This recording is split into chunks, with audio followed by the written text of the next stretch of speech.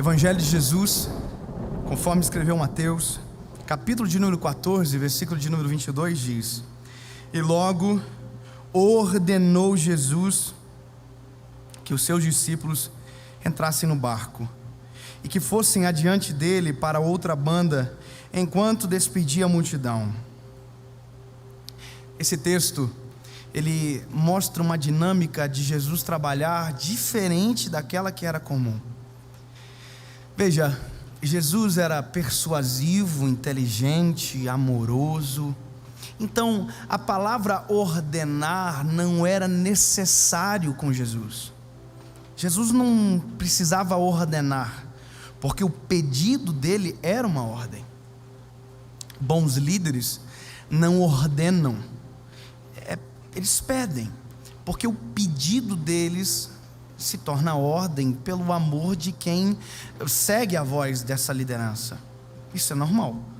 Quando a gente age com a autoridade inadequada, a gente meio que fecha o coração de quem ouve.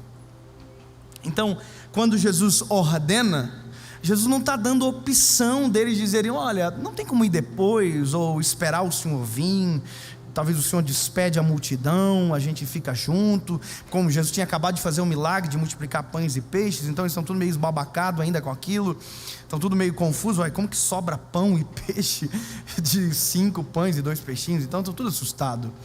Só que Jesus, quando ordena, ele não abre margem para discussão, ele só ordena. Então Jesus, de maneira intencional e imperativa, obriga eles a entrarem no barco e atravessarem para outro lado. Mas tem uma coisa: qual é a necessidade de Jesus ordenar com discípulos que o seguiam voluntariamente? Eu vou te dizer, eles já tinham vivido tempestades na vida. Eles já tinham vivido tempestade. A última tempestade que eles viveram, Jesus estava no barco. Jesus estava no barco, dormindo na polpa. Então, quando a tempestade começa, o vento assola, as ondas açoitam o barco, eles gritam: Jesus, acorda! E Jesus acorda, acalma o vento, a tempestade, e eles exclamam entre si: quem é esse que até o vento e o mar obedecem? Eles têm história, só que agora Jesus está mandando eles irem para o meio do mar, sem Jesus na proa, na polpa. Antes eles viam a solução para o problema dentro do barco. Agora, se desse problema, os olhos deles não veriam a solução. Quem já foi na Galileia, quem já andou no meio daquele mar, é interessante, quando você sai da margem, não tem vento, a água é parada, mas quando você está exatamente no meio, tudo se altera, o vento, as ondas. Então eles conhecem o mar, tem histórico de tragédia, de tempestade, só que tem a lembrança de que Jesus estava no barco. Quando Jesus ordena eles a irem, Jesus sabe da tempestade, do medo e do trauma. Jesus sabe. Só que tem coisas que Jesus, de maneira intencional, nos insere para que a gente aprenda que nem sempre veremos Jesus no meio da tempestade. Nem sempre Ele estará dormindo no barco. Agora escute, não é pelo fato de você não enxergar que Ele não te vê. Não é pelo fato de você não enxergá-lo na polpa que Ele, da onde está, não te vê no meio da tempestade. Quando Jesus os coloca na tempestade, Jesus diz: vão, que eu já vou. Jesus sabe onde eles estão, aonde irão chegar, e os olhos de Jesus estão sobre eles. Eles não veem Jesus, mas Jesus os vê. A dificuldade nossa é que em tempestades como as que vivemos, nem sempre vemos Jesus no nosso barco. E o desespero se aplica quando os nossos olhos não enxergam aquilo que a nossa fé deveria crer. Eles estão no meio da tempestade e parece que o programado acontece. A tempestade vem. E antes a solução estava dentro do barco, agora não. Vento, onda, barco, discípulos. Está faltando alguma coisa. Eles estão desesperados, vão morrer, estão loucos, dizendo: nós não temos esperança, porque ele não está no barco essa vez. Nós não estamos vendo ele não está, não tem quem acordar. Eu vou repetir para que isso fixe na tua cabeça. Não é pelo fato que você não vê que ele não te enxerga. Não é pelo fato que você não tem para onde correr dentro do barco que ele não esteja no meio da tempestade próximo de você. Aleluia. A Bíblia vai dizer que a tempestade assola e eles estão desesperados, com medo da morte, quando de repente alguém vem caminhando sobre a tempestade. Qual é a história que eles tinham antes? A história que eles tinham antes veio uma tempestade, Jesus estava dormindo no barco, a gente acordou ele, acalmou a tempestade, ponto. Mas agora a história que eles terão para contar. Jesus vem caminhando por cima das águas no meio da tempestade. Eles olham e dizem: é um fantasma, porque aquilo que eles esperavam era Jesus dentro do barco, e Jesus não está dentro do barco. Aconteceu a mesma coisa com Marta e com Maria. Nem sempre o milagre que desejamos é aquilo que Ele tem para nos dar. Marta e Maria, Jesus está chegando e elas dizem: se o Senhor tivesse aqui, o nosso irmão não teria morrido. Elas estão dizendo: eu queria cura, e para cura o Senhor está atrasado. Jesus: não vim para curar, vim para ressuscitar. Ei, a tempestade está posta, Ele nos obrigou, e se Ele não nos obrigou, Ele não vem, não tem como vir, não tem barco agora, e aí? E aí Ele está andando sobre as águas, na tempestade. Coitado, Gabriel Medina passa vergonha perto desse homem, porque ele não acalmou a tempestade para andar por cima das águas, ele andou por cima das águas no meio da tempestade. O vento é contrário, o mar é revolto, mas Ele tem domínio sobre todas as coisas. Ele caminha por cima das águas, e Ele está indo ao encontro. A Bíblia diz que quem vê diz: é um fantasma, todos se espantam. E Jesus diz: ei, acalmem, sou eu, Jesus.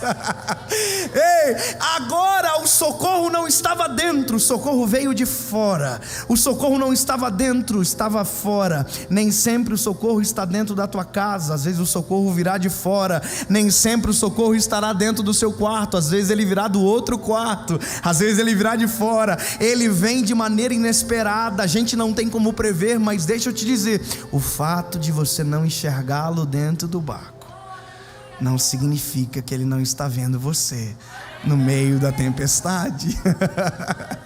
Ele vem. Pedro é o mais louco do negócio. Pedro disse: se é você, me chama que eu vou contigo por sobre as águas. Jesus tinha que dizer: Pedro, se eu tiver que escolher alguém para andar por cima das águas, convenhamos que não vai ser você. Eu vou escolher o João, meu parceiro. Só que cada um reage diferente à tempestade. Tem gente que grita, tem gente que se esconde, tem gente que pula do barco, tem gente que não acredita na salvação. Enquanto provavelmente João, porque é o mais bonzinho, mais carinhoso, mais calminho, deve estar de joelhinho no barco dizendo: vem salvar a gente, Jesus. E provavelmente pode ter sido essa oração que traiu Jesus por meio da tempestade. Pedro está querendo sair do barco para viver a tempestade com Jesus. Perspectivas diferentes, experiências diferentes. Ele olha e diz: se é o Senhor que está aí, me chama que eu vou contigo sobre as águas. Vem viver a tempestade de outra perspectiva. Vem ter experiência no meio da tempestade. Vem me conhecer melhor no meio da tribulação. Vem conhecer e desfrutar da minha glória no meio de um lugar onde todo mundo não acredita que eu possa fazer alguma coisa. Pedro sai de dentro do barco. Só que quando Pedro sai, as ondas continuaram a açoitar, a tempestade assolar, o vento ainda era forte. Deus não vai mudar a tempestade para você ter experiência. É na tempestade que as maiores experiências acontecem. Pedro sai e percebe que o vento era contrário. E começa a naufragar, a afundar. Naufragar só dá de dentro do barco, fora do barco é afundar, afogar. Só que Pedro é pescador.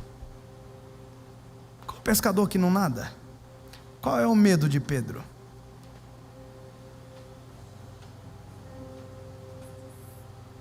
Você acha que foi a primeira tempestade que Pedro entrou? Qual é o medo de Pedro?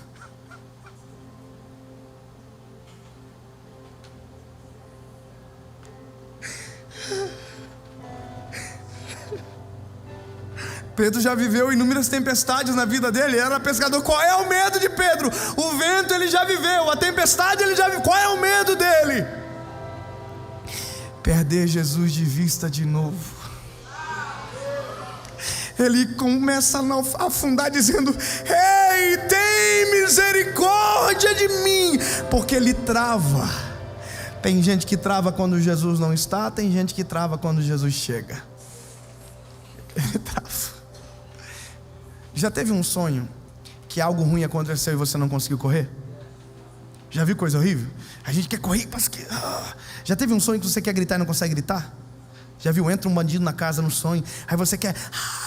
A voz não sai, já viu? Pedro sabe nadar, mas está travado. Pedro já viveu tempestade, mas está travado.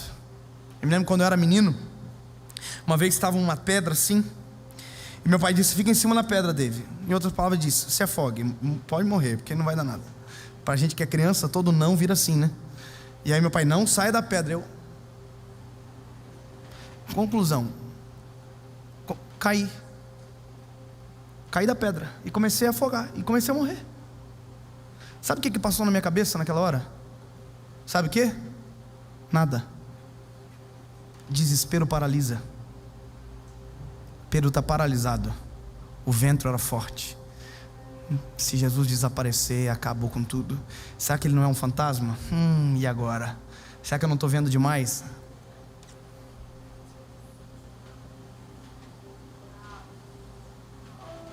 Você pode paralisar, mas eu não paraliso.